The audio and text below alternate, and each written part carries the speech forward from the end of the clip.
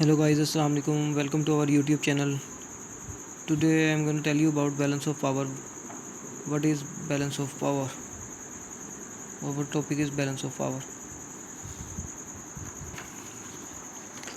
तो balance of power when simple wording में when one country is much more stronger than the another country, then some weaker countries make alliances to stop the stronger country from gaining power. Balance of power का मतलब कि एक country जब ज़्यादा powerful हो जाती है, ठीक है, तो दूसरी कंट्रीज़ उसके ख़िलाफ़ जो वीक कंट्रीज़ हैं, वीकर कंट्रीज़ जो दूसरी उसके ख़िलाफ़ अलाइंसेस बनाती हैं। अलाइंस मतलब ये इकट्ठे दो या तीन कंट्रीज़ या उससे ज़्यादा जब इकट्ठी हो जाती हैं तो उसको अलाइंस बोला जाता है। किसी भी वार के टाइम पे 2, 3, 4 या जो जितनी भी जब वो इकट्ठी होती हैं तो वो इकट्ठी हो गए। जब जिस तरह वर्ल्ड वार में हुआ था अलाइड एक्सिस और ये अलाइड एक्सिस में हुआ था कि 2-3 कंट्रीज इकट्ठी हो गई थी और इस तरह, तो वो उसको अलाइंस वो फिर अलाइंस बना लेती हैं, इसको अलाइंस बोलते हैं। तो इस तरह अलाइंस बनाई थी जब एक स्ट्रॉन्गर कंट्रीज़ के ख़िलाफ़ जब कुछ वीकर कंट्रीज़ मिल के एक अलाइंस बनाती हैं उसको रोकने के लिए कि वो और पावर गेन ना कर सके, ठीक है, पावर गेनिंग से उसको रोकने के लिए, तो वो फिर बैलेंस करती हैं पावर को, तो इसको बैलेंस ऑफ पावर बोला जाता है। अगर एक स्ट्रॉन्ग कंट्री है वो एक स्ट्रॉन्ग कंट्री है वो दो के साथ लड़ सकती है, ठीक है। एक स्ट्रॉन्ग कंट्री है अगर वो 2 या 3 से कंट्रीज़ के साथ वो एट अ टाइम पे लड़ सकती है, वो वार कर सकती है, इतनी पावर में है कि वो फिर स्ट्रॉन्ग है। तो वो फिर क्या होगा कि 2 या 3 कंट्रीज़ इकट्ठी हो जाएंगी बैलेंस बनाने के लिए, पावर बैलेंस के लिए ना, तो वो इकट्ठी हो जाएंगी उसके ख़िलाफ़, तो ये एक बैलेंस बन जाएगा पावर का। तो इसे बैलेंस ऑफ पावर बोला जाता है सिंपल वर्डिंग में, ठीक है।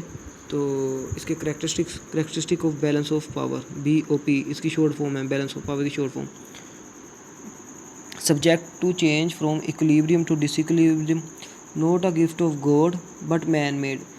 Not a gift of God मतलब कि ये गॉड की तरफ से गिफ्ट नहीं है। जिस तरह हमारे पास नेचर है, लैंड है, ये गिफ्ट है एक, तो या रिसोर्सेज हमारे नेचुरल रिसोर्सेज किसी भी किस्म के, ऑयल या ये गैस या कोयला वगैरह या कोई भी चीज़ नेचुरल रिसोर्स है या कोई गॉड गिफ्ट चीज़ है, जैसे वाटर है रिसोर्स हमारा एक, तो ठीक है, ये गिफ्ट नहीं है ये, बट मैन मेड, इसे इंसान ने बनाया।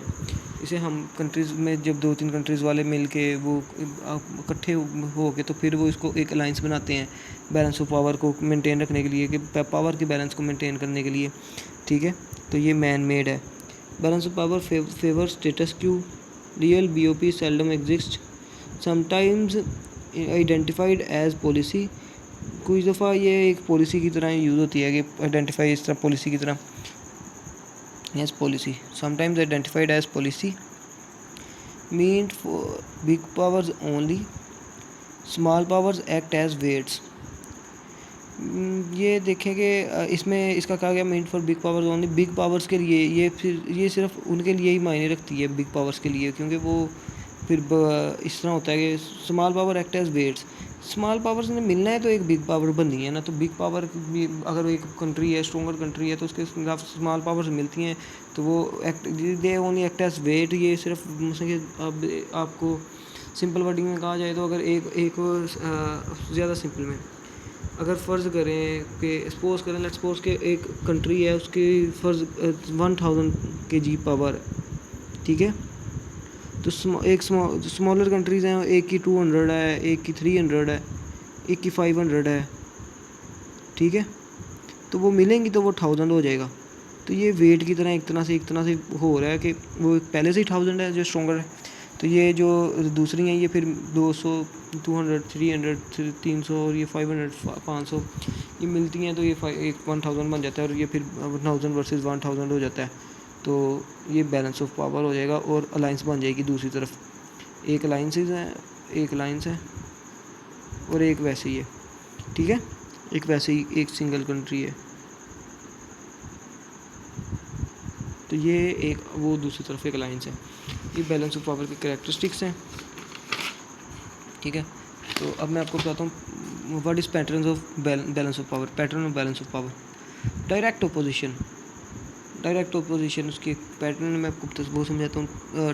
To nations confronted against each other in order to establish power over other while other refuse to yield. तो इसका क्या मतलब है कि ये दो नेशंस हैं, दो नेशंस एक दूसरे के सामने हैं, कन्फ्रंटेड अगेंस्ट ईच अदर, जैसे पाकिस्तान इंडिया है, इन ऑर्डर टू एस्टेब्लिश, एक दूसरे को देख के वो पावर गेन कर रहे हैं। तो इसमें और लेकिन दूसरी कंट्रीज़ नहीं कर रही। अभी देखें पाकिस्तान और इंडिया, जिस तरह इंडिया वर्सेस पाकिस्तान, अब क्या होगा कि अगर इंडिया कोई पावर गेन करता है किसी तरह किस्म की, जिस तरह 1998 में वो हुए थे न्यूक्लियर अटैक्स, ठीक है, एटॉमिक अटैक्स, तो क्या हुआ था, इंडिया ने पाकिस्तान के ऊपर अटैक किया ताकि पाकिस्तान को पता लगे कि हमारे पास पावर है। इंडिया ने अटैक इसीलिए किया, ठीक है, 1998 में। तो इनके ओपोजिशन देखें अभी फिर पाकिस्तान ने क्या किया, फिर पाकिस्तान ने भी उनके ऊपर अटैक किया न्यूक्लियर पावर के साथ, कि पता लगे कि हमारे पास भी न्यूक्लियर पावर है, ठीक है। जिस तरह कारगिल के मुकाम पे या अक्सर होता रहता है, बम्बार्डिंग हो जाती है, कि क्या करती है इंडिया, उसके ऊपर अटैक करती है पहले पाकिस्तान पे, या पाकिस्तान अटैक करता है इंडिया पे, कि दिखाने के लिए कि हमारे पास अब ये नई चीज़ है, ये नई पावर है। तो फिर उनके इन रिस्पॉन्स में फिर वो इंडिया या दूसरी कंट्री जैसा पाकिस्तान है, वो फिर अपोजिट कंट्री फिर वो अटैक करती है कि जी देखें हमारे पास भी पावर है, हमने भी ये गेन की हुई है। तो ये एक तो आपको फिर इस तरह बैलेंस बनाते रहते हैं पावर का, ठीक है, कि हम और दोनों कंट्रीज आर्मी में अपनी मिलिट्री स्ट्रेटजीज़ को स्ट्रॉन्ग करती है और मिलिट्री कैपेबिलिटीज़ को स्ट्रॉन्ग करती रहती है, और फिर ये एक दूसरे के ऊपर अटैक्स भी करते हैं। तो ये वो बैलेंस बनाते हैं एक दूसरे के खिलाफ। तो ये बैलेंस ऑफ पावर है और इसकी ये डायरेक्ट ओपोजिशन, ठीक है, डायरेक्टली। फिर आ जाता है उसका दूसरा कंपटीशन, ठीक है। One nation tries to establish domination over third power and neither of two powers allow each other to disturb status Q.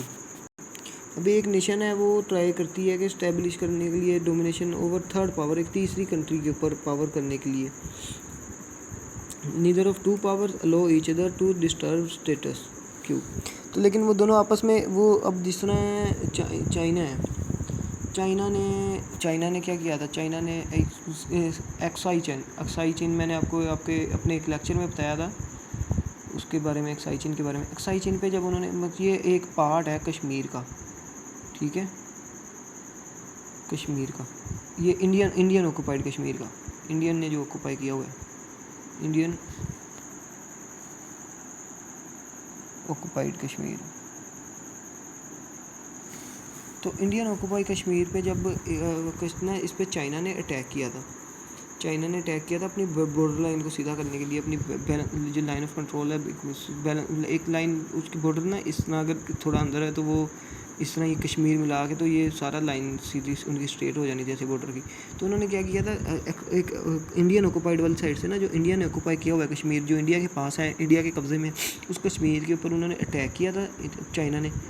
और एक उनसे ना एक जो लैंड जो उन्होंने जीत ली थी, उन्होंने ऑक्यूपाई कर ली थी, जिस पे